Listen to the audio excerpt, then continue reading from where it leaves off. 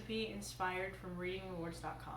Now, it's not based off of an actual book. We'll just be making like a book sandwich.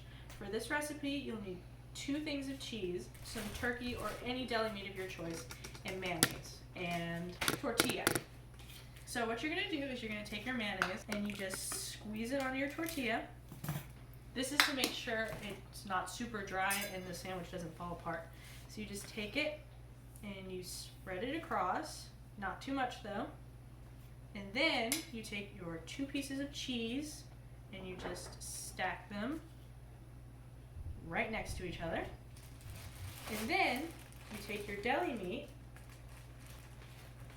and you just take it and you put it on your sandwich.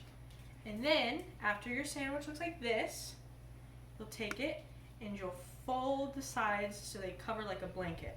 Now you could leave it right here, but if you want to make it look like a book, you can ask someone to help you by taking a cutter and just chopping off the curved edges. So you chop off the curved edge on one side, and then you chop it off there and here, and then you have a sandwich book. Thanks for watching.